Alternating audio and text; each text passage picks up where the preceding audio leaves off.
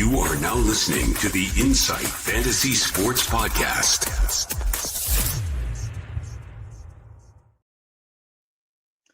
Ladies and gentlemen, good evening and welcome to another Insight NFL show.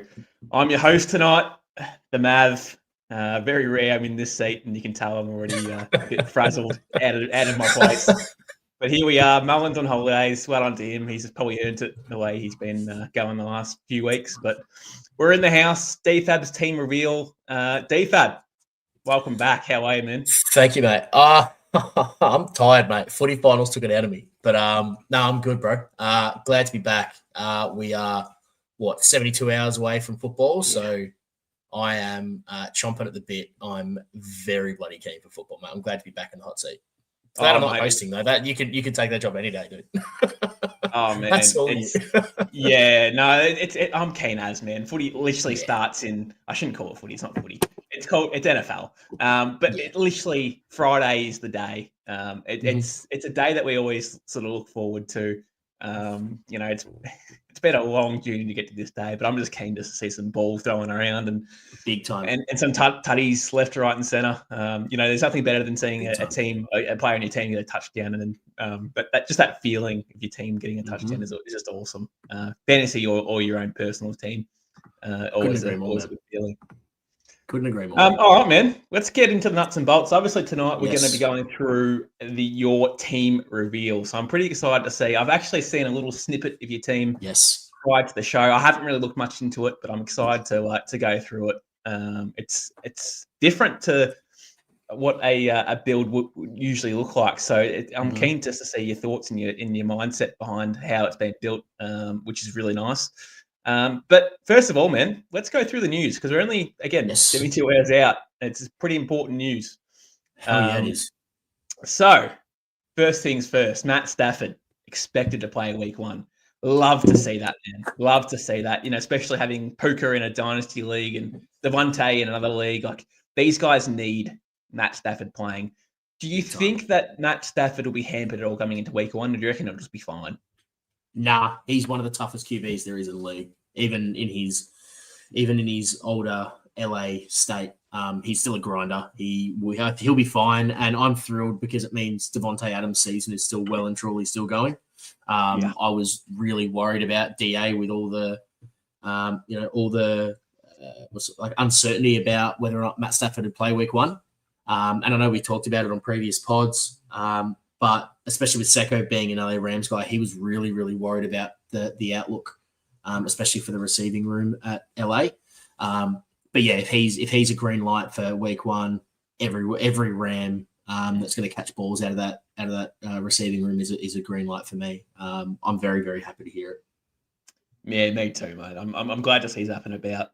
Just need to make sure he's healthy for the remainder of the year now because it's very important to everyone's fantasy hopes. If you get Jimmy G at some point, it's just gonna, or even Stetson Bennett, it's just a massive downgrade. And these players, it's not good. Yeah, it's not going to be great. Not going to be great. Bit of news here on Quinshon Judkins, mate. Everything, he's still unsigned at the moment, but they're still hopeful that he'll be returning to the field at some point next week.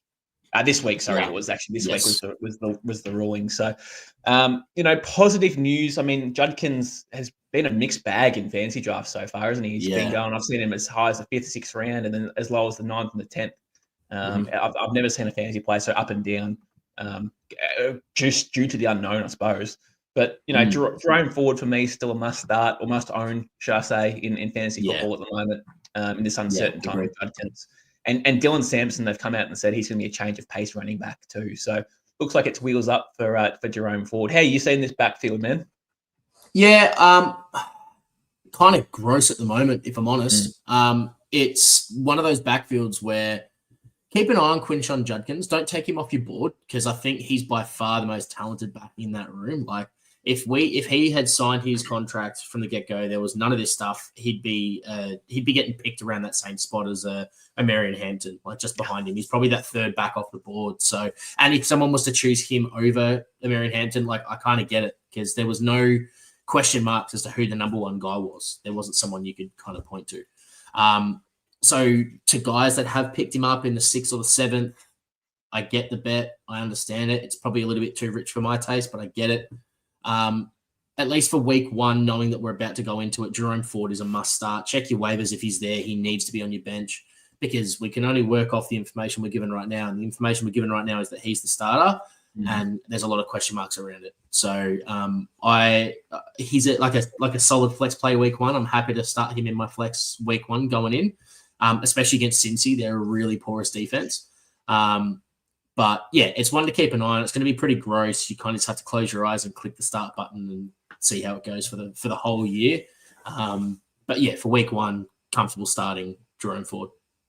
It's interesting because Judkins hasn't been training with the team, has no idea what the playbook is. It's still unsigned.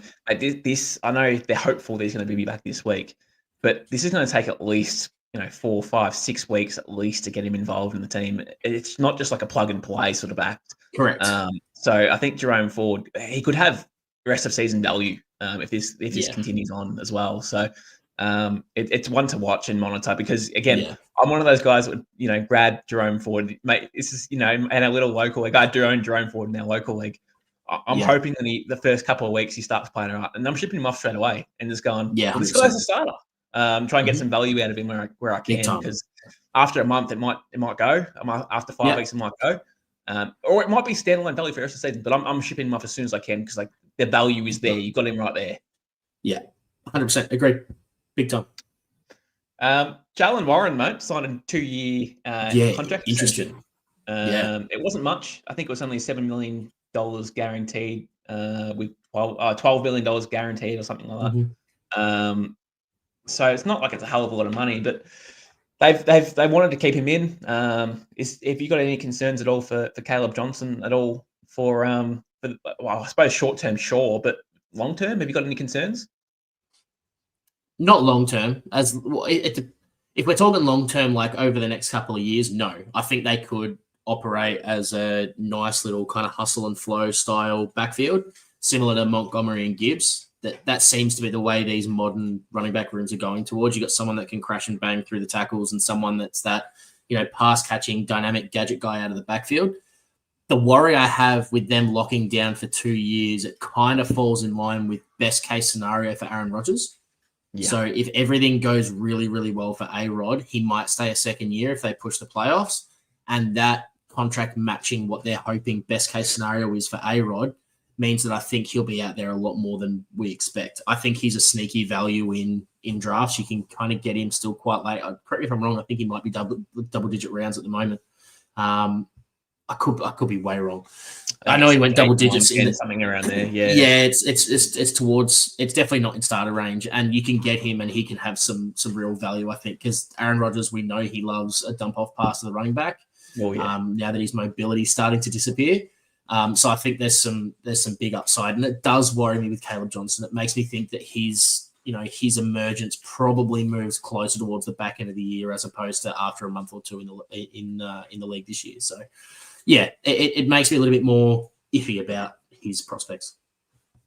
Yeah, I agree, man. I'm a bit on the same sort of way. It's leaning towards a committee, sure. Yeah. At the same time, they're not running with Caleb Johnson and saying, mate, it's all yours, so he's going to have to earn his role. And that's sort of what rookies have to do. They really, generally speaking, 95% of the time have to earn that position, unless you're Ashton Genty or anything like that who just fall into place. But earn your role, my friend. Earn your role. 100%. A bit of hype news here, man. This is a bit left of center, but DeAndre Swift, as per the Athletics' Dan Wiederer, he reckons there's going to be plentiful of opportunities as both a runner and a receiver this year. He thinks there's little proven depth in the backfield behind Swift, and that the new head coach of Ben Johnson, obviously the ex-Detroit Lions coach, offensive coordinator, is devoted to the running game. So this is interesting, man. I didn't really think coming into draft season that I'd be thinking DeAndre Swift would be a sneaky buy in the 7th, 8th round, because that's where he's sort of going at the moment, sort of that range. Yeah. And he could have some really good value in this squad. Like the offensive line's now improved. I've been seeing some reports that they're now top 10. They're ranked in the top 10 now, which again I have to see it before I actually see it. Of course. But outside of that, he's got various. And you said this off air. He's got similar traits to Jimmy Gibbs. He can do it on the ground. He can do it through the air. Right? He can do it so many different ways. what are you thinking about DeAndre Swift coming into this year? I've avoided him where possible, but are we thinking that we shouldn't have? No, definitely haven't been avoiding him. I've just kind of been lucky or unlucky enough that he's kind of going at the back end of rounds where I'm at the front end of rounds. Like he's not really been in my radar in the 6 leagues I'm in, or 7 leagues I'm in at the moment. I really like DeAndre Swift and the overall running back room at Chicago. I know I was banging the table early in the preseason for Roschon Johnson, and I still believe that he could be a smoky, just knowing what his role is and how Ben Johnson typically likes to deploy his runners. He likes the guy that can go between the tackles, the big bruising body, a la David Montgomery. But with that in mind, and honestly, it's probably something we should have put more of a spotlight on. DeAndre Swift is the prototypical back like Jahmyr Gibbs. And yeah, even if he's a wish Jahmyr Gibbs, that's still going to give you more than he's given you in the past. And if you look through what his half PPR ranks are his entire career, he's a career RB2 in bad offenses. Bad Detroit teams, he was RB 18, 19, 22. At that 1 year in Philly, he was 23. Chicago last year, RB 19 in behind the worst offensive line that the league's ever seen. You get a good QB, or a better QB, a really, really good play caller, plus a real blossoming offensive line. The sky is legitimately the limit for DeAndre Swift. Oh, yeah. I'm on that train big time. I was massive on Swift a couple of years ago, but probably more in his Detroit days, to be honest with you. I thought he was a fantastic runner and really, really solid. Like once he gets through that gap, he's gone, right? But at the same time, I am nervous about his pass blocking ability. It's always been a staple of him. That's the reason why he jumps off the field, because he doesn't want to pass block. Yeah. So, at the same time, if you've got the ball in your hand, you don't need a pass block. So I was going to say something to mention, because I know that the real big buzzword with a lot of people is, pass blocking ability, and it's a key indicator with rookies. But you look at the lowest rated pass blockers in the league every year, and it seems to always be the guys like Jahmyr Gibbs and CMC and all these guys that are catching out of the backfield anyway. So it's nowhere near the death blow that people talk about it. Yeah, and if you're not going to use him, then just play someone who can do that role anyway. So it's not 100%. A big deal. Not a big deal.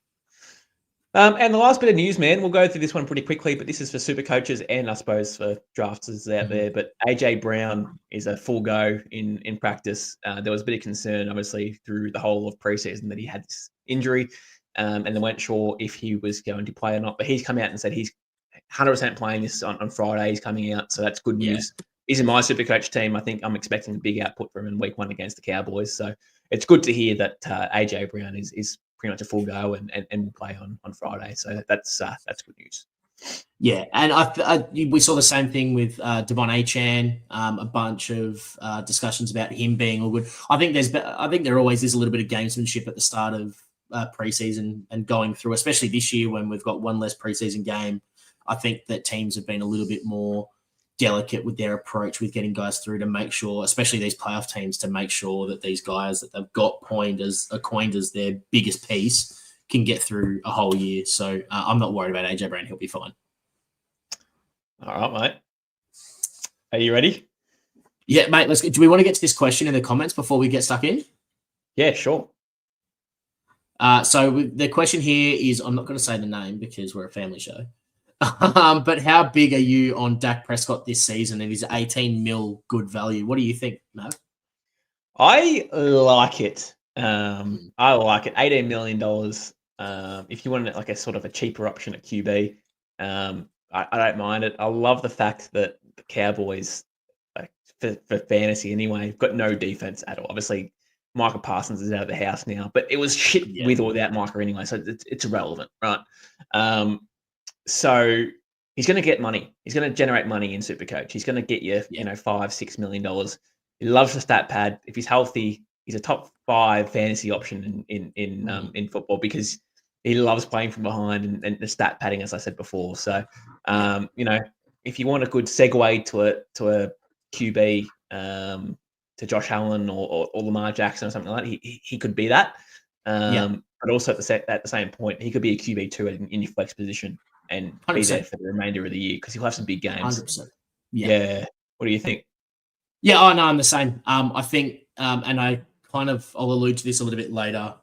with one of the guys I've got on my squad, but the air raid offense that had Dak Prescott as, I believe, the QB1 or the QB3 with CeeDee Lamb as the wide receiver 1, that's coming back. And with Micah Parsons, like we already thought that before Micah Parsons was gone, and he was basically the only player they had on defense. So for them to be even slightly competitive, they're going to have to score nonstop. And a lot of that with no running back room is going to be left on Dak Prescott. So, yeah, I think you can have him, and it's the kind of dude that you can just set and forget if that's the way you like to go about it. Just plug him in, let him go. Yeah, I like it, man. I like it. All right. Let's bring up my share screen here, and what we're going to do is start with your team reveal, my friend. Let's go. Hopefully this runs smoothly. It does. We can all see that very clearly. No pressure, mate. No, first time doing this, but that's okay. We've ticked the first box. So I'll be gentle, mate, if it's your first time. Thank you. All right. Who's your QB1? Mate, so I am big on my QBs because similar to Rucks in traditional AFL SuperCoach, it seems to be the position that you're going to get the most score from. So I'm going Josh Allen. He will be my captain as well at the QB1. This I don't think really needs too much reasoning why, but I know that most of us have gone with pivots. We've not kind of gone like off primo pricing with our QBs. So Josh Allen, for me, you look at his last 5 years in the NFL, and it's QB2, QB1, QB2, QB1, QB1, even QB8 in 2019 in his sophomore year when he kind of had his breakout. The man is an absolute gun. He does, 35, 36, 37, 38 touchdowns a year, knowing that you're getting, I believe, correct me if I'm wrong, it's 12 points for a passing touchdown. That kind of upside, plus the fact that he's a dual threat, he's going to move on his legs. You've got the upside of getting anywhere from 6 to the last 2 years have been is 12 and 15 rushing touchdowns as well. The dude is the way we talk about CMC in regular draft. Like, he's just so good.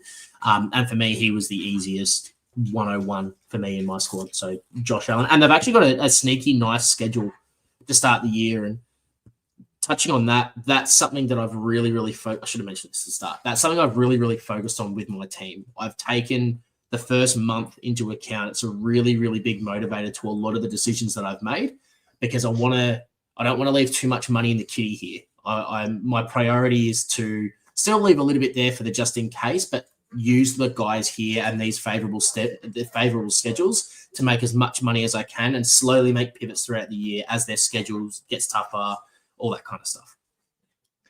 Mate, but yeah, Josh Allen to start. Hell yeah, is king. I'm gonna make a hell yeah. But I agree. Like, it's very important you make cash early on. That's the whole point of the start of the first 3-4 weeks, is to generate some money and to upgrade to get a primo team by the end. I like it. Yeah. Who's your bench QB, my friend?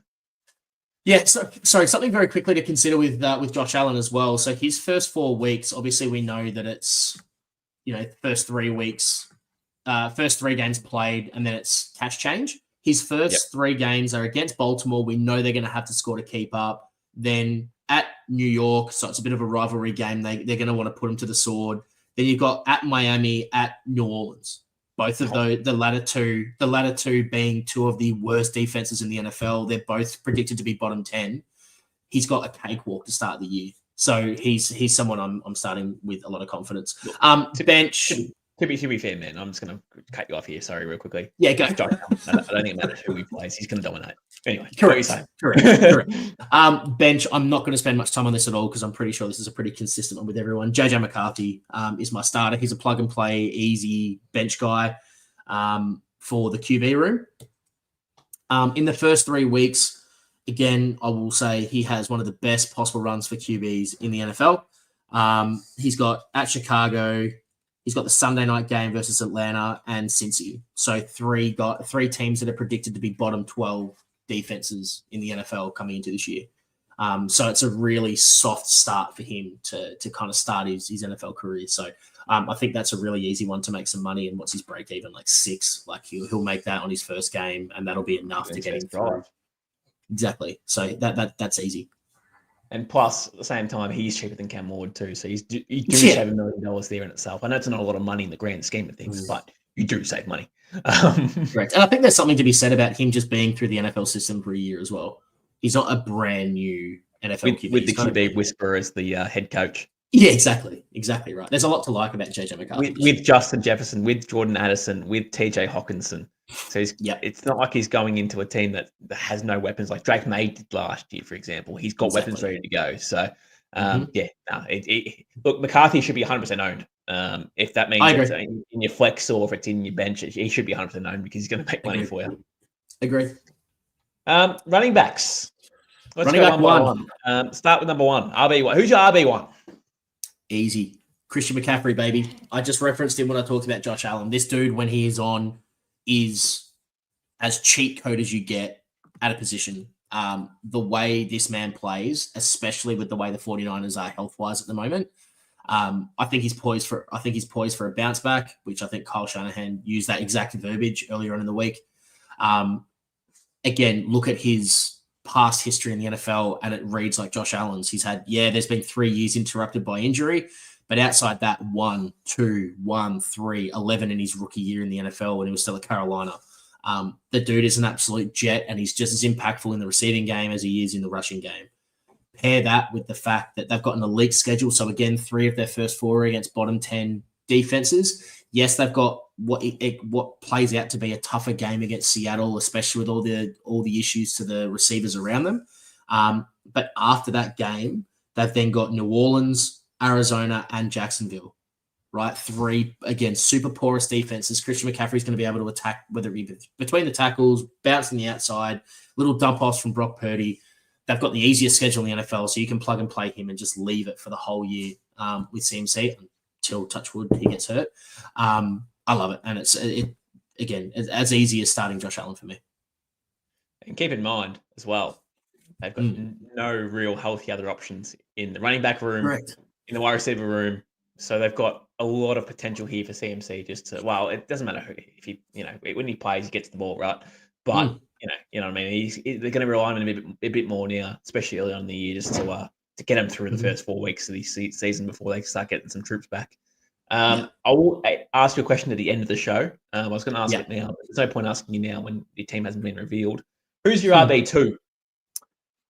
So this one might be considered spicy to a lot of people, but I've got Kenneth Walker III as my running back 2. Right. So interesting. The thing with Kenneth Walker is, or the biggest slight on Kenneth Walker is his health. He can't stay healthy. The man is always on and off the field, right? SuperCoach, it doesn't matter. You've got all these trades here for a reason, right? So you want to ride that until he breaks down, and then you can flip it out. And that's the theory behind this. Drain that orange for all the juice it's got, and then when he breaks down, like he inevitably will, ditch him. Make the small amount of money that you will off him, and then get rid of him. Now, a cool thing about Ken Walker is that in games where he's had at least 15 opportunities over his career, he averages over 30 SuperCoach points per game, right? So it's plenty enough to get his break even. So you're still going to make money on him. But over the last 2 seasons, that pushes closer to 35, right? Which is what that projects to be elite numbers for running backs, right? So Ken Walker, spicy pick, but health permitting, will be someone that can be hyper impactful, bring you scores, but because of his price point, still make you some money as well. Good thing is, though, as well, Kenny Walker, yes, productive when he's healthy, but also a good pot option. I have not seen any teams at the moment out there with Kenny Walker, which is fine. But, when do you have any concerns about Charbonnet taking carries off him at all? Not really, because I feel like we've heard the same narrative for 2 years now. Always coming into the year, we're always hearing that Charbonnet is going to get, a bigger role. And let's be honest, Charbonnet is a very capable runner, and we've seen it that when KW is out, that Charbonnet comes in and does the job. And look, if I'm completely honest, it probably makes their running back room and overall offense look a little bit more dynamic, and probably is a benefit to Kenneth Walker. I think his efficiency goes through the roof if Charbonnet's out there a little bit more, because it allows him to stay healthy, stay fresher, and Ken Walker's got that breakaway speed to be able to get those big plays. So I'm not fussed either way, to be honest. And the good thing is, like, I know Sam Darnold's new to the offense as well, but they're going to be relying on the running backs just to carry him through a little bit too. I'll include Charbonnet in there as well. I'm going to say the running back room. They're going to need Kenny Walker and Charbonnet to both at least open up some holes and gaps so they can at least be respectable for Darnold. Yes. So very important that I suppose that Kenny Walker stays healthy. It's very important. I know it doesn't matter too much in this format because you can just trade him anyway. But the team does hinge on Kenny Walker staying healthy. It really does, which is fine. But I guess anyone can get injured at any time, though.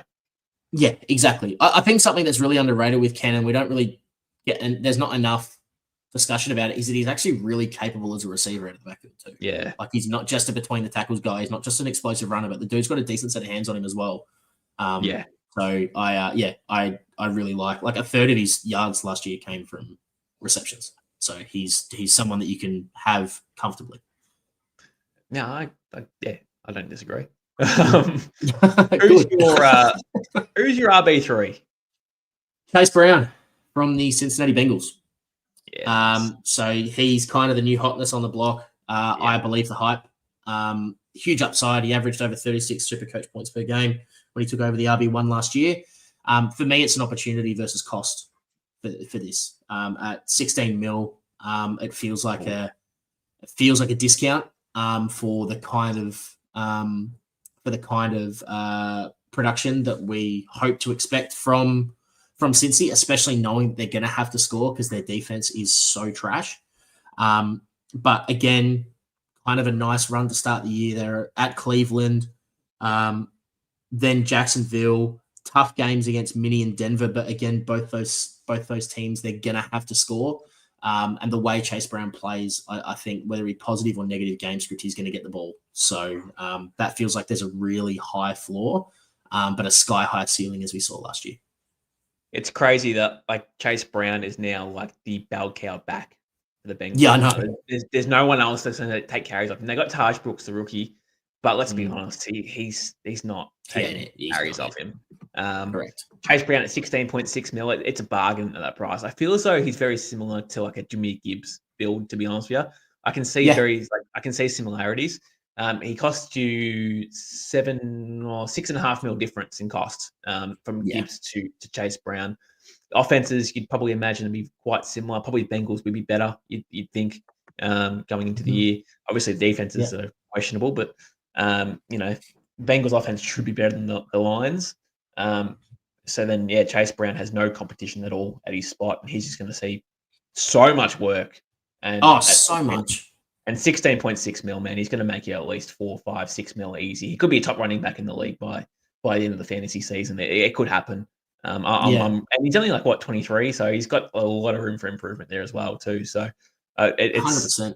It's a really good pick, Chase Brown. I need to find a way to get him in my squad, to be honest with you. But I think he's worth the what if. He's worth kind of taking a chance on him.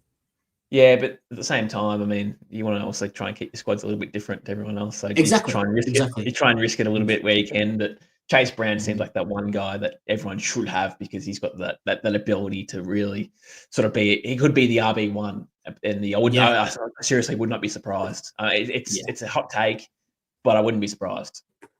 Yeah, agreed. All right, who's your RB4?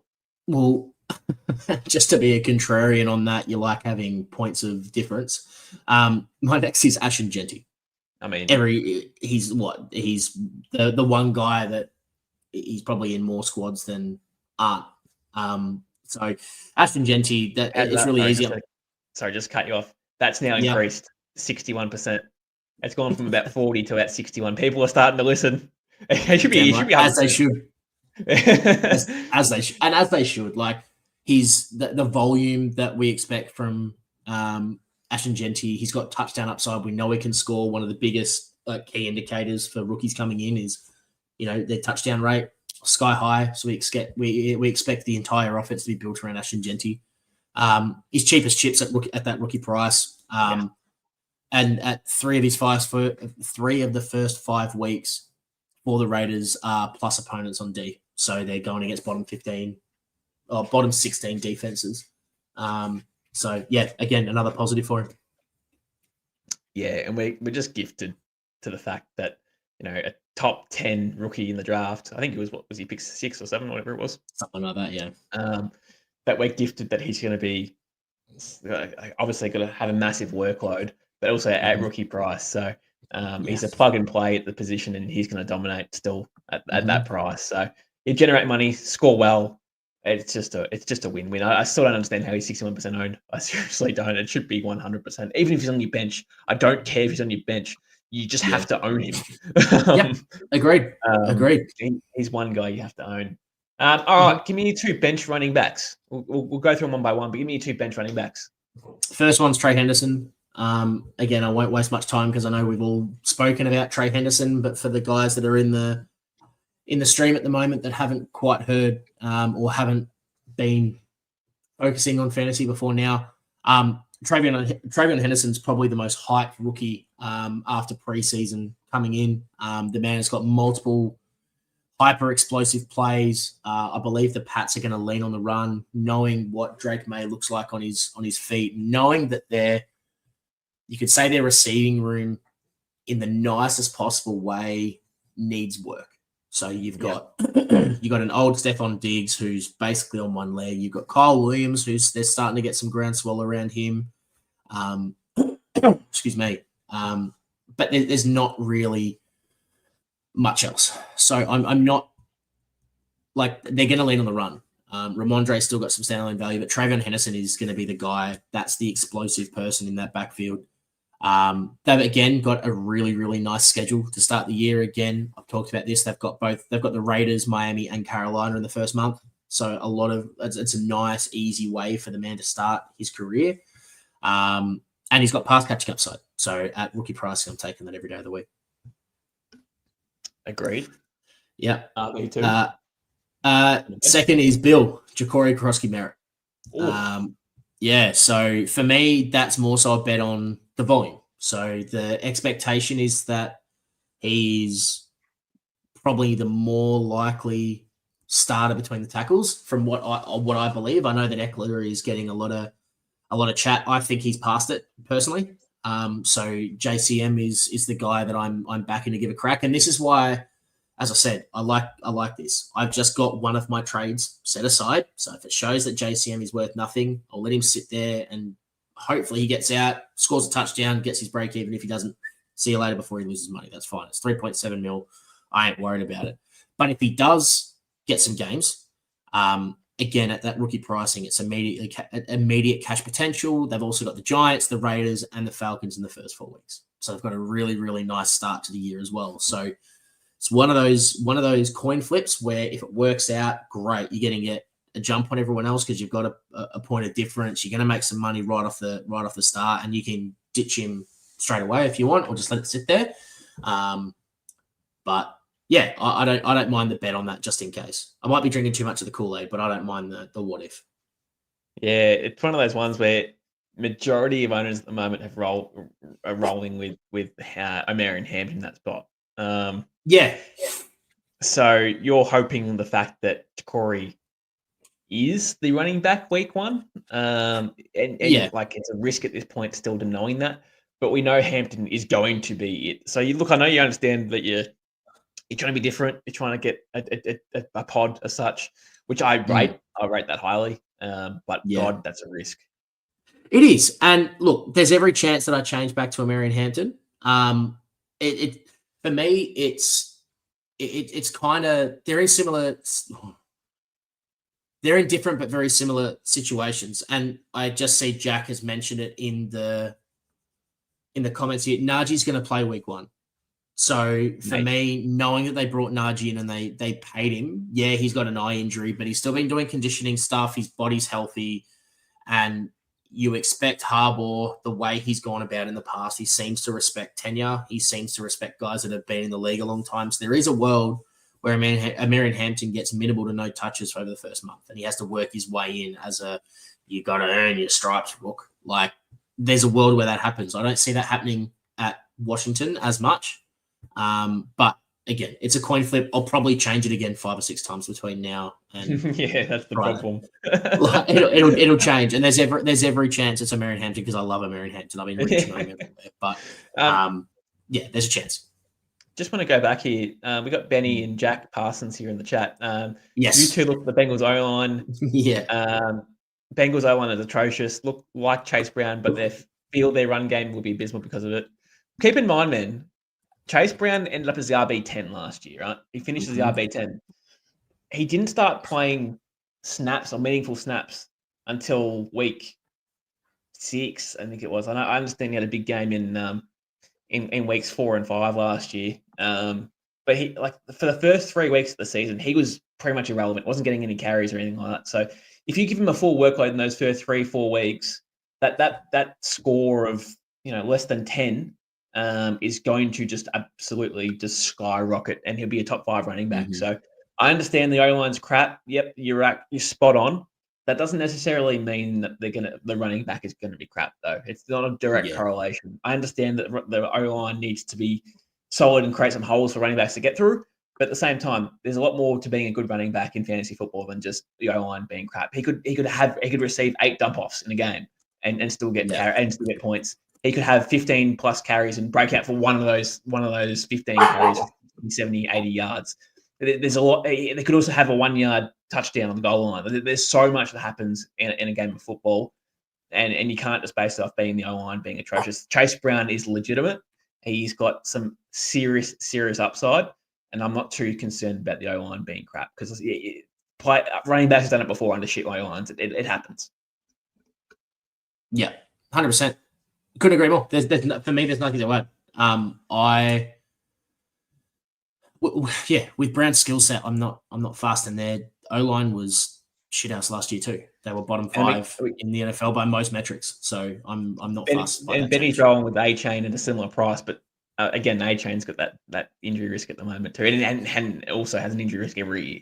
To be fair, I understand it. Yeah. I understand the floor. Sorry, A-Chain's performance dropped through the floor when Tua got hurt.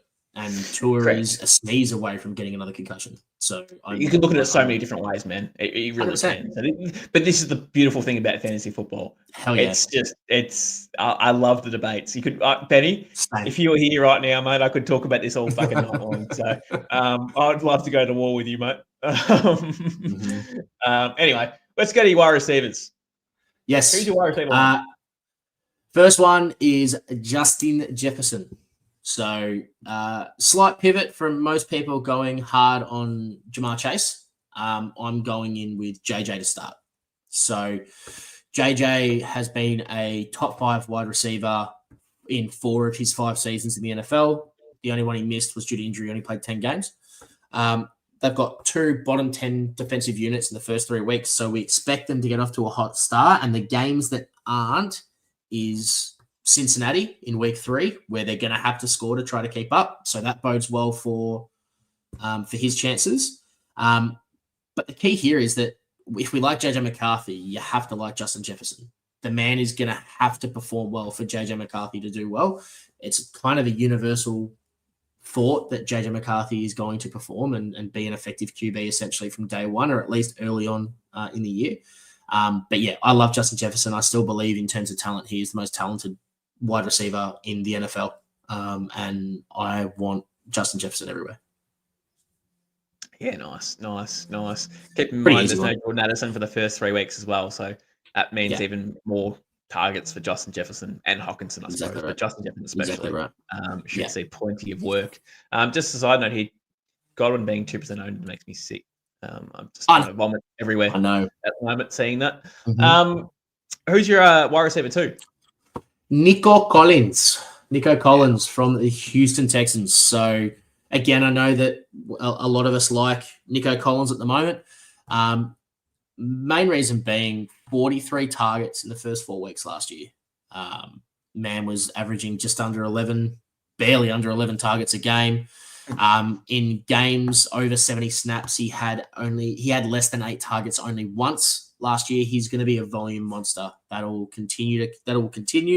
Again, I've spoken about it many times. The Texans have a favorable draw to start the year where they're going to need to score. So going against the Rams, Tampa Bay, Jacksonville, and Tennessee, two suspect defenses and two teams where they're going to need to score to try to win games. And we know how important that first month is. You can't win the Super Bowl in the first month of the year, but you also can essentially lose your ability to play in the playoffs in the first month of the year. So really, really important. Nico Collins will be featured. And with the lack of any real running game at the moment, I know Nick Chubb is at the moment the likely RB1. Dameon Pierce is, for a smoky for the Sickos, but has never really been able to stay healthy. Woody Marks, I'm not blinking twice at. I'm not really stressed out about him. So they're going to have to throw. And it's going to be Nico Collins. So, yeah, I'm picking him up everywhere. He's a real easy plug and play for me. Yeah, he's in my team too. I mean, the opportunity for him, just seeing a large target share of 30% plus is definitely a chance. Yeah, they have Christian Kirk, and yes, they've got Jaden Higgins, but the ball is going to be looked at Nico Collins' way at first sight. So that's fair. Nico should go crazy, as Jack Parson said there in the chat. He's at 17% owned. I did expect that number to be a bit higher. I was thinking more at 25, I thought it'd be, but 17 is quite juicy, which I really like as an owner myself. That means there'll be some teams out there that have been fading him. I rate that. I like that. I'm going to be using that against them because I think Nico's in for a huge year. The only downside to this is we need CJ Stroud to stay upright. They have made some changes and some personnel changes at the O-line. Unfortunately, they got rid of Tunsil, but all in all, they're expected to be a bit better at the front of the O-line. Not by much, but it has to be better than what they had last year because that was embarrassing. I mean, CJ Stroud had 8 sacks in one game, for example. I think it was from memory. We need to keep this guy upright because if you give him some time, Nico Collins is going to be open somewhere, and that's where the ball's going to go. So 100%. I really like it. I really like it. And this offense looked really good last year, man, when they had healthy Diggs, Collins, and Tank Dell looked really nice. So if they can stay healthy, O-line can hold their weight, then I like CJ Stroud and Nico Collins coming into 2025. I think it should be pretty fun to watch. I agree. And on that, if you don't have Nico Collins in your team, it may be worth considering someone like a Jaden Higgins or a Jalen Noel as your rookie to sit on the pine because they're going to have to throw. They're going to rely on the throw. And they don't have that many options to rely on. So they could be some smokers if you wanted PODs as at your wide receiver spots. Nice. Wide receiver 3, who is it, my friend? CeeDee Lamb.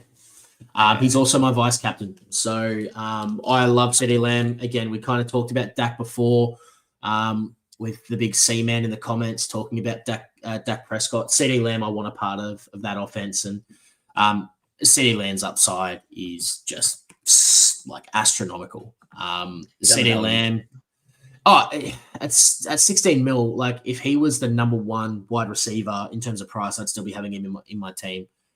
Again, his last 3 years, wide receiver 6, wide receiver 1, wide receiver 8. Doesn't really miss games, has had over 100 receptions, as high as 135 with 181 targets. I expect that to be closer to what we expect from him this year because, like we said, they've got nothing to speak of as a defense. They've got fuck all in the running game. They've now got George Pickens, which is going to cause defenses to have to spread to cover both. Yeah, there's going to be weeks where CD gets left out where they say, cool, you're going to beat us. It'll be George Pickens that does it, not CeeDee Lamb. And there's going to be Ferguson weeks, but CeeDee Lamb is the piece I want in that offense. I think he's going to be an absolute juggernaut this year.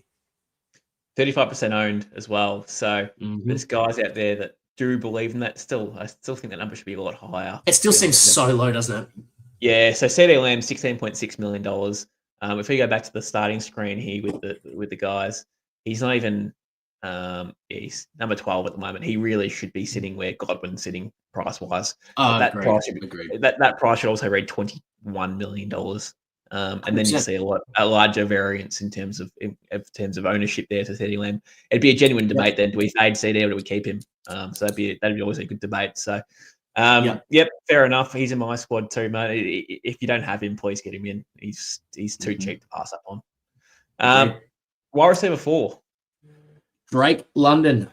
Not really any surprises here, I don't think. Drake London's kind of been someone that people in the fantasy community have really been pounding the table for. And full disclosure, I'll be discussing this in a video I plan to drop tomorrow, assuming I can get my editing done in time.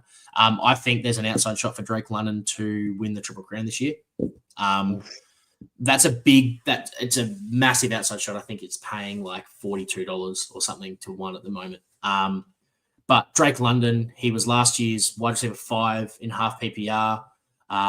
With Penix last year, he had 39 targets, 22 catches for 352 yards and 2 touchdowns in only 3 games. So if you believe that that's the mean, as opposed to what he was doing prior, then Drake London is an easy start. I think he's destined for top 5 once again with the upside of the 101 at wide receiver overall. And for under 16 mil, I'm taking that every day of the week. Yeah. Penix scares the shit out of me. He really does. You've said that, Yeah. But again, from what we saw late last year, it was only brief. It was only 3 or 4 games of Penix. The ball was going to London. He was getting peppered left, right, and center. So that's a very, very positive sign that won't change in 2025. That the ball won't be going to Kyle Pitts. It will be going to Drake London. And Darnell Mooney at the moment, we're still up in the air if he's playing or not. We're not too sure what his status is just yet. They reckon he's close, but also I don't think he's close either. So we'll see how that looks. But if Darnell Mooney does miss and miss multiple weeks as well, then oh my God, Drake London is just going to be peppered all day, isn't he?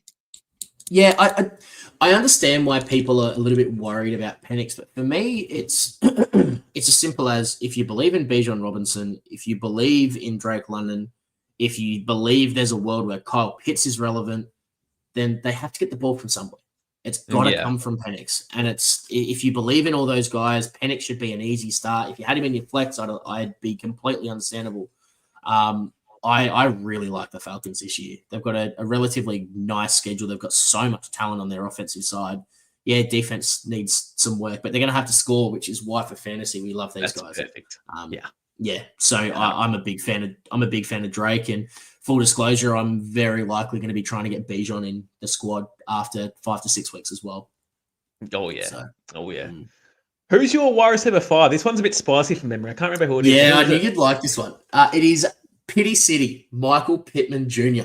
at 9.56 mil. 1% owned.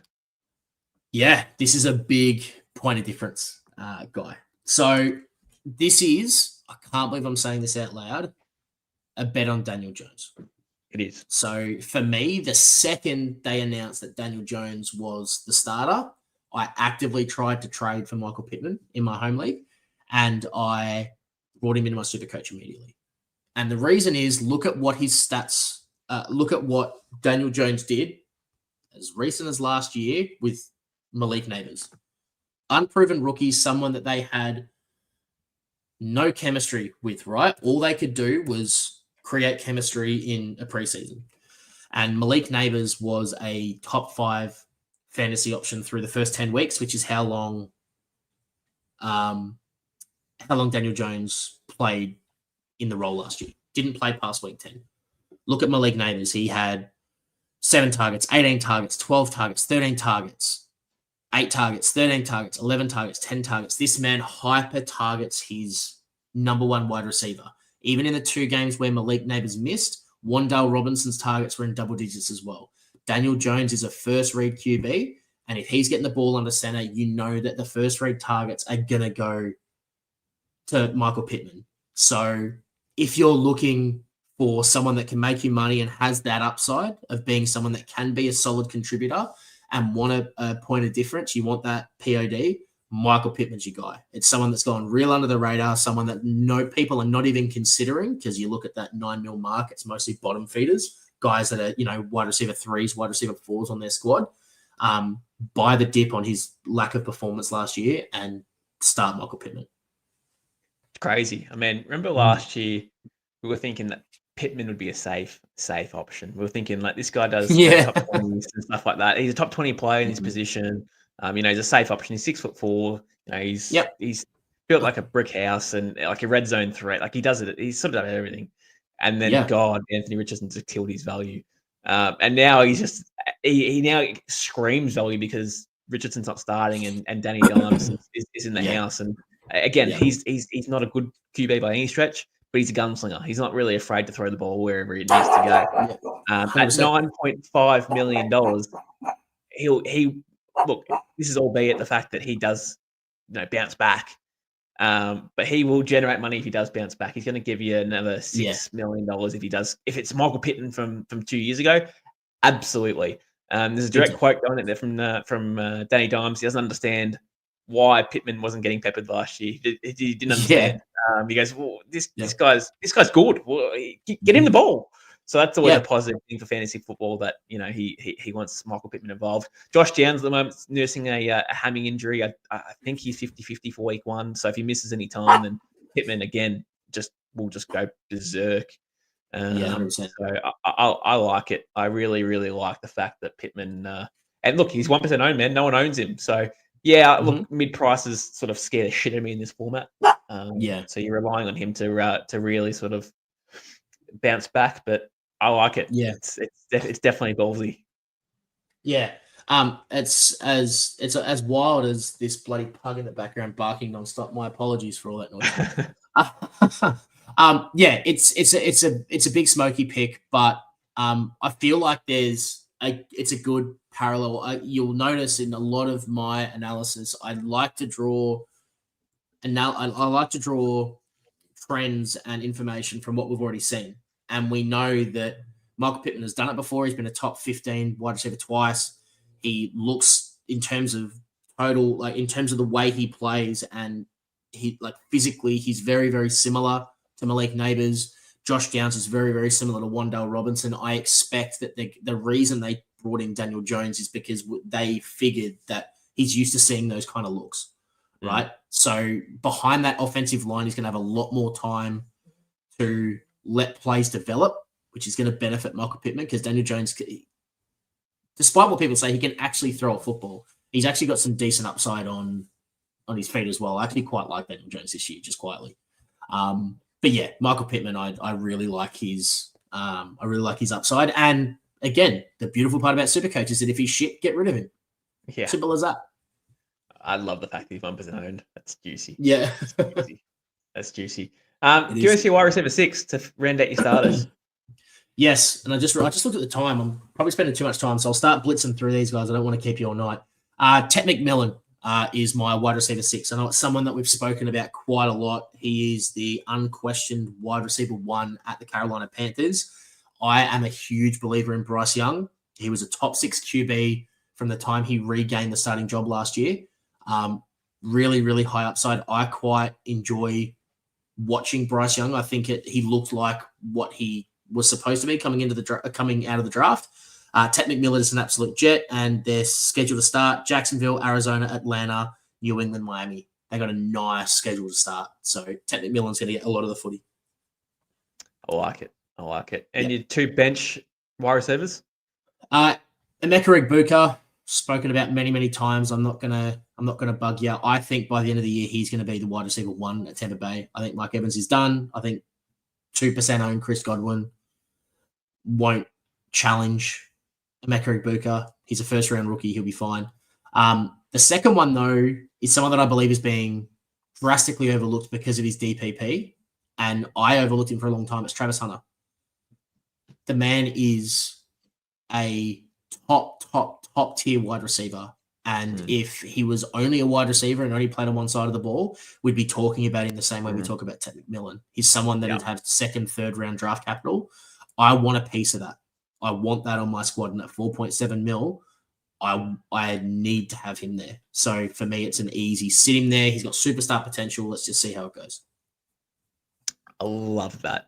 I've actually drafted him in a draft a week ago, and I love the fact that if he plays all offense or 90% offense or 85% offense or something like that, he's going to have a large target share still. So I really like Travis Hunter as a player. I just need to know that he's playing offense like at least at a high level or a high level of snaps anyway. So I love that. Matthew Golden also, just quickly, just a side note, has been popping up recently. I might have to look into start buying him because he's been balling in practice and looking like he's going to be number 1 at the Packers, separating himself to everyone else. So that is probably one I might need to look at. Maybe I'll wait till week 1 to see how he goes. It's Saturday game too for us. So Matthew Golden is one he's starting to come into my into my team. I think I might try He was and get him very in. close. Yeah. So that is one to watch. Tight ends, DFAB. Yep, I've gone hyper primo. So anyone that's played fantasy with me for the last 4 or 5 years, I've been borderline get rid of tight ends because it's such a barren and wasteland. There are not many. They are my favorite. I am a glutton for punishment, and all I want is good tight ends. So tight ends, it is really hard to find consistent tight ends. And with the way SuperCoach is, you just want consistent points as much as you can. So I've gone hyper primo. George Kittle is my tight end one. I will ride that horse until it dies on me. Like I talked about with CMC, there's 2 options that I can hyper rely on or 3 if you include Brock Purdy. But 3 options at the Niners that I think you can start with confidence. And George Kittle's one of them. He's got touchdown upside, knowing you get 12 points for every touchdown. George Kittle, start with confidence. Yes, he's a primo. It's $15.5 million. Deal with it. It is what it is. You'd rather that than take a chance, say $4.5, $5 million on someone to try to go cheaper, and they put up a 6 week one, because that's the kind of thing that tight ends do. They're either really good or they are shit. So I want Kittle. I want something that I can feel confident that I'm going to get some sort of consistency out of. You just want to feel. I like it. Just want to just let these people. They are people. Let them play. Let them play, dude. I don't get it. If I was a QB, I'm going to be thrown to the biggest, most athletic dude on the field as often as I can. And if you've got someone there, tight end too? No. I've gone touchdown upside. I've gone Travis Kelce. I've gone Travis Kelce for my tight end too. So Mr. Swift himself, I'll be singing 22 all through the first 4 weeks. First 6 weeks, actually. This is a bet on Rashee Rice being out. So I know that Travis Kelce started pretty shitty last year. Dog clearly doesn't like me picking Kelce. But last year he was still the tight end 6. And he had a real down year with touchdowns. He only had 3 touchdowns last year. Still had 97 catches, still had 133 targets. The overall volume that he got wasn't far off the mean, right? It wasn't far off what he's had the last 5, 6, 7 years. He started really, really slow, though. So in those 3 weeks that Rashee Rice was still a component before he went out with injury, he had a 4.9, a 1.1, and a 5 in traditional fantasy scoring. Essentially double it to give you an indicative score. So he's looking at under 10s in the first 3 weeks. He leaves, and then, again, indicative SuperCoach scoring, you're looking at a 24, 22, 7, 40, 30, 32. The big score started coming once Rashee Rice went down. And it's because his targets skyrocketed, his receptions skyrocketed, his yardage went higher, and that's when he started getting his touchdowns too. So at least for the first 6 weeks, I'm happy to start Kelce with confidence, and then maybe reevaluate once Rashee Rice comes back in, try to pivot, go get a Trey McBride, go get a Kincaid if he comes on, go get a Bowers, something like that, because you're going to make money on Kelce at $10 million as well. Spicy. I was looking at the our sheet. He was not. You've made a late change. You've made a late change. Yeah. Really late change. Granted, I had him in prior to the photo that I sent you, but I clicked refresh and it was there. So he's been in my squad all day. But I had a photo. So yeah, thank you, Deadly. I love you too. I'm a big fan of Travis Kelce. I still believe in the talent. I still think he is arguably the greatest tight end of all time. It's him and Gronk, 1A, 1B. I love Travis Kelce, and I still think he's going to be suitable. If he gets positive touchdown regression, he's going to be the tight end 1 again. That's the first ever time I've heard anyone ever call you D-Fabulous, by the way. I've known you for a long time, but I've never heard anyone say D-Fabulous. Mate, Kernsey calls me D-Fabulous literally every time I speak to him. I'm not rolling with that. So that can go. Give us your bench tight end, and before I start giving you compliments. Tyler Warren. So again, it's him or Colson Loveland, as you've mentioned in the past in your team review, in terms of rookie tight ends, and I like Tyler Warren a hell of a lot more. It feels a little bit gross double dipping in the Colts receiving room with Pittman and Warren. One of them's going to hit. I don't think Josh Downs will be there, but he's going to run a lot out of the slot. It's going to be Warren or Pittman that have the real superstar potential from this squad. And at 4.5, I'm happy to have Warren sit on my bench. He's like, he can generate cash. Yeah, he's going to generate cash for sure, but I think he's out of anyone in this class, he's got that Laporta, Bowers, like that kind of potential where he could break out year one and be really, really solid. I don't think he will, but I think there's that chance. I've seen a lot of analysts put him sort of at top 5, top 6, top 7 in his position already without actually playing a snap. So yeah, they're real hot and bothered over him. Yeah, they love and frothing over the fact that Tyler Warren's a thing in football. It's not a bad thing to have Loveland. I've rolled with Warren as well. I'm going to put him back in. But yeah, it's it's the safe option. I've seen teams roll with both tight ends, so rookie tight ends in Loveland and Warren. But that's also banking on the fact that Warren's going to be a boss too. So again, a lot of confidence of Tyler Warren coming into 2025. Yep, exactly right. And sorry, very quickly. I see there's what's what I'm looking for? There's weight to both approaches. I get going primo, I get going basement, because you just don't know what you're going to expect from tight end. I can see why you'd want to save the money, leave it in the kitty, and then wait to see what you see, and then just burn 2 trades doing what you got to do.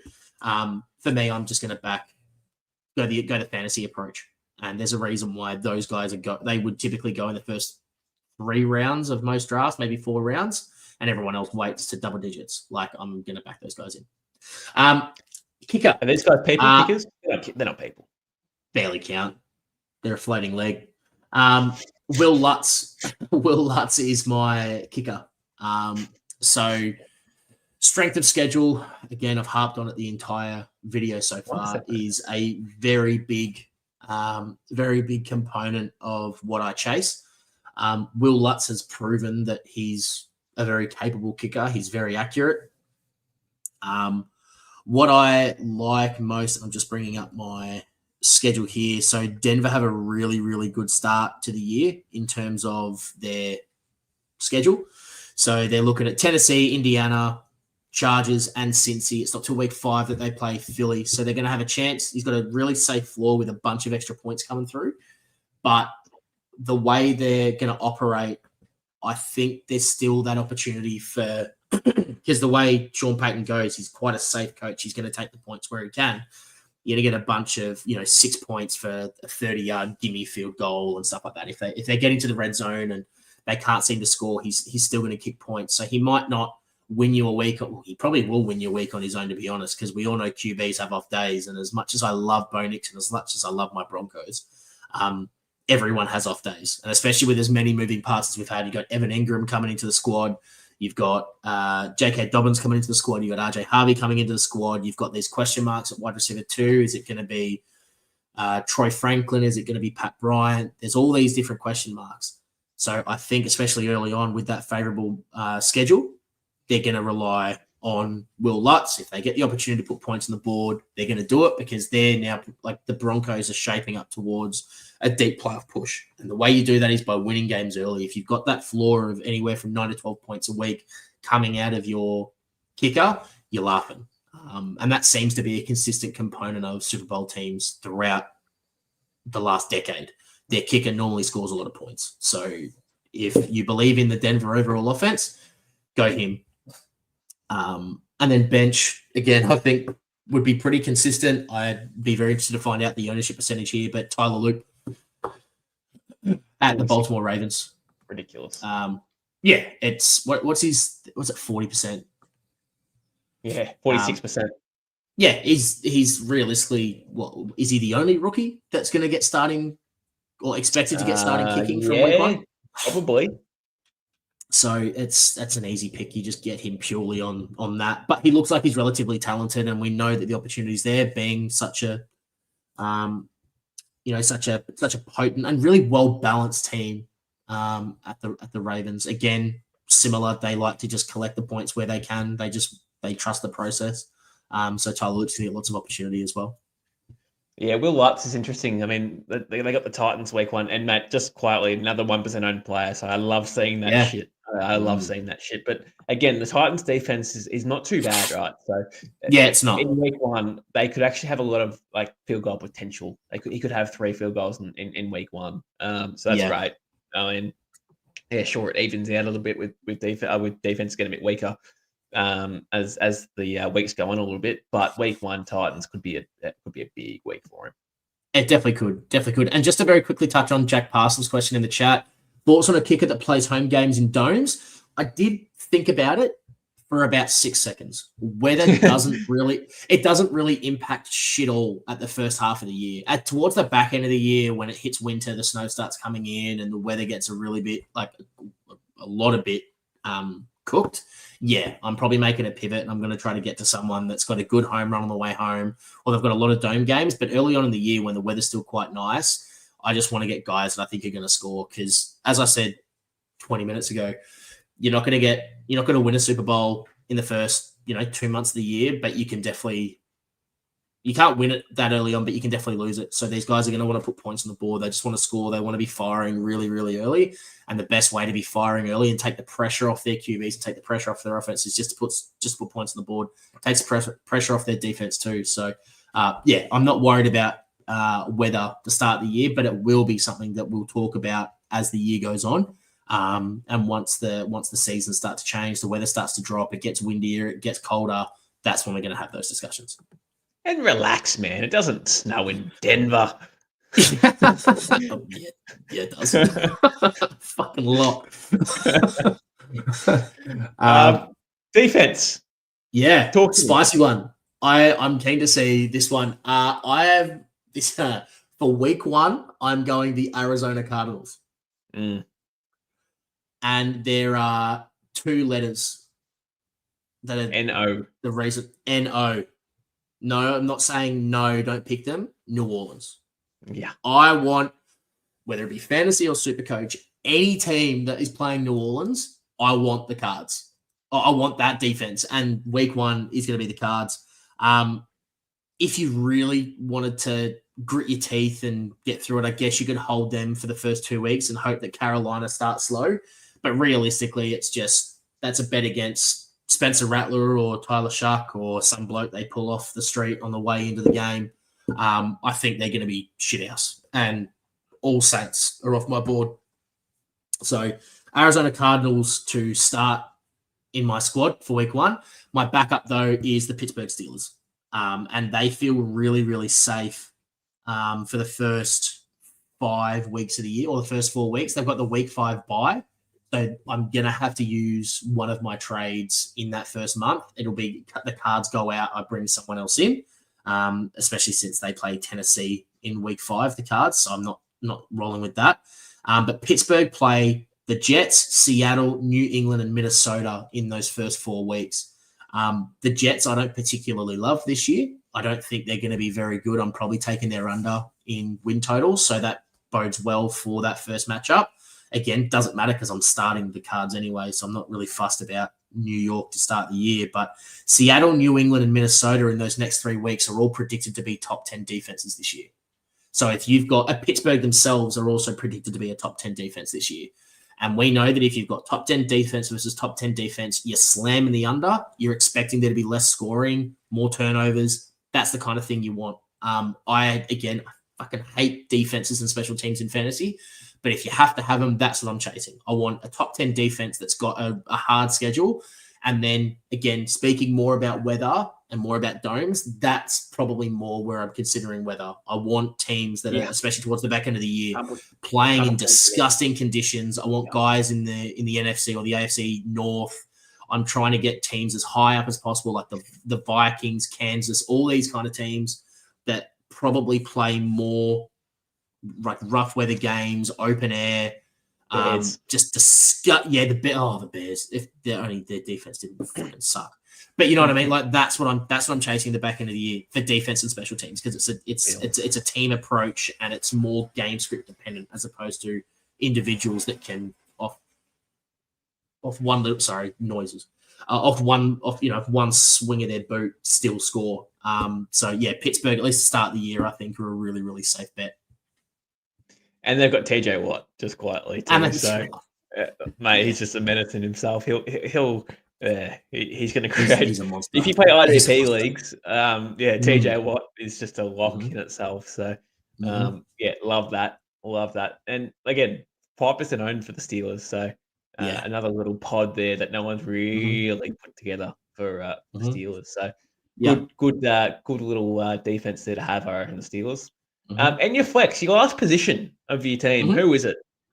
QB, obviously. I know there's some people that like to go different, but for me, it's easily a QB. They're the highest scorers in fantasy. I know I said it's the first thing I said to start the show, and it's going to be the last thing I say. You want the highest scorers on your field. I'm going Drake May. Before you go to Drake May, sorry, just quietly, you have $29 million in the bank. I do. Drake May is worth how much? He is 18. Yep. So you could have gone just quietly, just pitting it off. You could have gone a top end Joe Burrow, Jaden Daniels, Jalen Hurts, but you've chosen Drake May. Why is that? Cash is king, baby.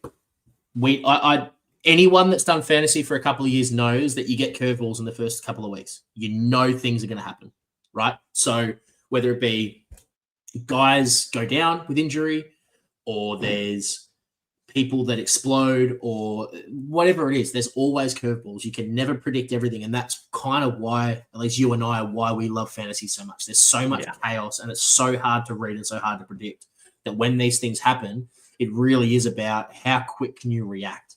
So for me, having that there, I now know, having 11.5 mil sitting there, I can pivot to anyone.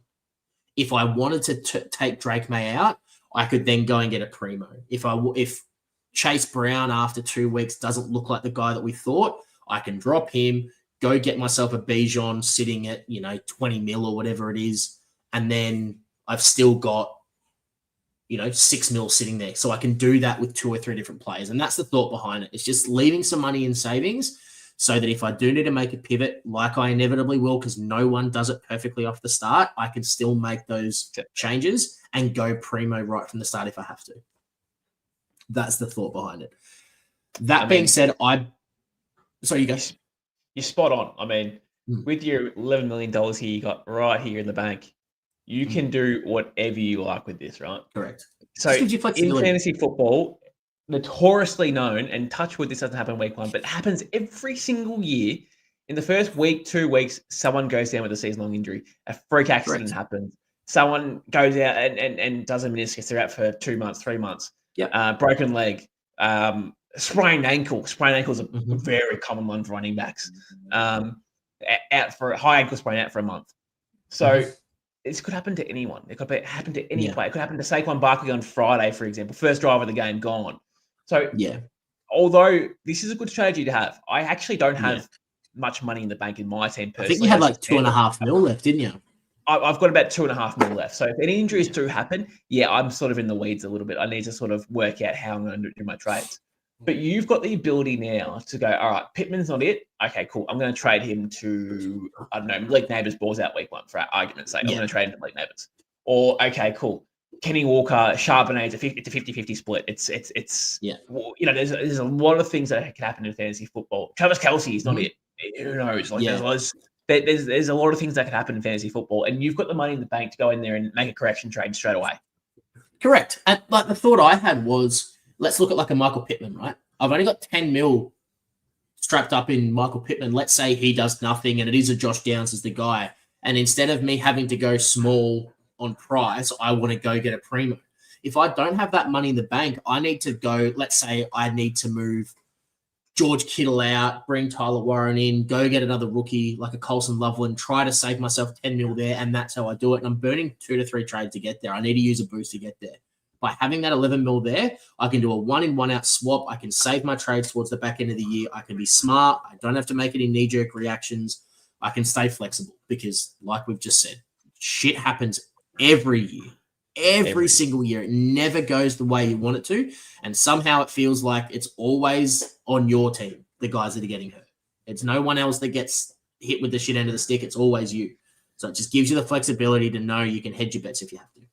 It's going to happen, man. Someone's going to get injured. It's going to be painful for whoever owns that player, but someone's going to get affected at some point. There's not been one play in the history of NFL football in any year that has not got injured.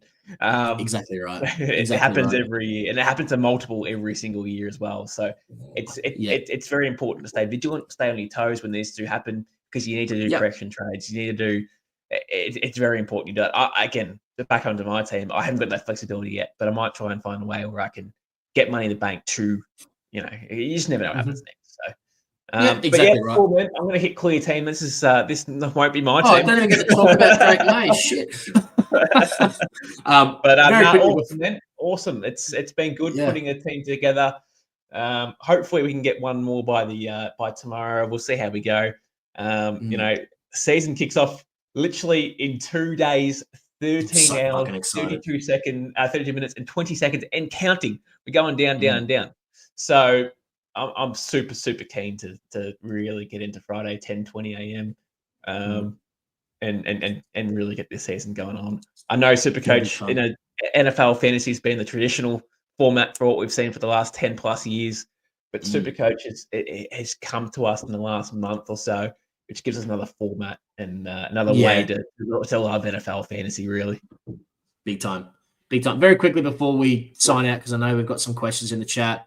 Blue Ballers, haven't seen one team with Lamar. Is it just the price? I'm actually curious about this because it's a good point. I haven't seen Lamar anywhere. Mav, what are your, I guess, pros and cons of Lamar being in your SuperCoach squad? It's funny because I haven't seen one team with Lamar yet. He's at 39% ownage right now, which is crazy because I'm the same. I'm the same with. I haven't really seen many teams with Lamar Jackson himself either. Is it price? Probably. Yeah, it's $30 million. He's the most expensive player in fantasy football. So a lot of people are going, taking the $2 million down on Josh Allen, or going Jaden Daniels, or going Jalen Hurts, or going Drake May, or going Dak Prescott, or going guys so you can save money elsewhere, and you'll get similar output in any given week. I suppose Lamar's got the consistency as such, but you're paying it a large cost at the start of the year. So we'll see how he goes. I mean, what's his break even? Let's just jump on his profile here. So his break even's 50 right now. So that's so high. Holy shit! You could, it's one of those things. So we'll see how he goes. I'm expecting him to drop in price just a little bit. It's going to be hard to hit that, but I just think it's for me the tiebreaker is the Ravens have the 11th hardest strength of schedule in the NFL, and the Buffalo Bills have the 5th easiest schedule in the NFL. Now I know that that's not everything, but they're both hyper good players. They both have dual threat upside. They both rush touchdowns. I think James Cook is probably bound for some touchdown regression. He's missed most of preseason. He had 19 touchdowns or something last year. That's likely going to drop. They've just got Buffalo have more things going their way for Josh Allen to have a big year than Lamar does. Lamar is still a gun, and if you have him, you're going to be happy. Probably won't make you any money, and Josh Allen probably won't make you any money, to be honest. But that's more so just who you believe in more. I think both are pretty safe bets to have throughout the year. And look, just to touch on that as well, 39% ownership on Lamar. I've got Jalen Hurts at the moment. He's sitting at 10%. He's going to cost you $5-6 million less. I think Jalen Hurts is in for a big year personally. Off a Super Bowl, but I think he's in for a big year. So I'm looking for a bit of a point of difference, sure, but also I'm trying to save a bit of money where I can for similar output too. So I'm taking a guy like Jalen Hurts. You can even do Jaden Daniels too, who's almost at the similar price points and at ownership percentages as well. You can almost go the same thing. So and just quietly, they're the three for me. At my QB1, there's no one else I'm considering. It's Josh Allen, it's Jalen Hurts, or it's Lamar Jackson, because they all rush touchdowns. Knowing getting 12 points for those, it's just so much upside for those three guys. There's no one else that really gets into the end zone with the kind of regularity that those three do. and they don't have as many like plays designed or schemed for them to get outside the pocket and run and be dangerous in the open field. So for me, your number one priority for anyone building out a team over the next couple of days would be have one of those 3 QBs at your QB1. Everything else you can mold around. It's all about opinion, but that feels like the most concrete component of things to start with. Yeah, awesome. All right, I reckon that'll pretty much finish us up. So, mate, been awesome. I love this shit. Love this team review. So do I. I'm fucking so excited. Have you got work off on Friday or Monday to watch games? You are an absolute hack. You pretender. I got to keep Australia moving, my friend. Someone's got to do it. So I'm keeping this economy alive by putting my personal bias aside and working. So anyway, it'll be on working. I won't be. Same shit. I won't be. I am off work. I got it done. I will be. Whether it be, I don't know if I do a live watch along. I don't know if I'm just going to be on Twitter and Instagram talking absolute nonsense for 4 days straight, but I will be there. I'm like a kid before Christmas, mate. I'm absolutely peaking. Yeah, I'm the same, man. And especially when Monday comes along too, when the slate of games start on, it's like I get up early for week 1 anyway. I usually do. I usually get up at 3 a.m. But I don't even need to set an alarm because my body clock knows, shit, football's about to start. It's actually funny how that works. Actually, you know what? That should have been in our breaking news. Correct me if I'm wrong. Disney now have the rights for Red Zone, do they not? I believe they do. I have heard rumors of that. Let me have a look because that is huge. Because I was about to pay for my DAZN membership. DAZN? I think it's DAZN. I don't like that. I don't know. It's it says on the NFL Red Zone is coming to Disney Plus for NFL AUNZ. Monday mornings with Uncle huge. Scott Hansen are the best. Trust us. So if you've got a Disney Plus membership, I believe you now have access to Red Zone, which is huge. Fucking enormous. That is huge. So we should have led with that. and it's so much cheaper. Yeah, it is. That is massive. Yep. But anyway, we'll finish it off there. We'll finish it off there. Appreciate you all joining in, getting in the comments, supporting us along the way. So very much appreciate all of that. We're back tomorrow night. I'm not sure what we're doing yet, but Thursday night will be our week 1 preview. I'm really excited for the week 1 preview. I'm just so eager to talk about fantasy and matchups and start sit decisions and everything like that. So I'm really eager to get onto Thursday's episode and really delve into the nuts and bolts of the actual season. We're talking about genuine stuff here now. So really looking forward to it.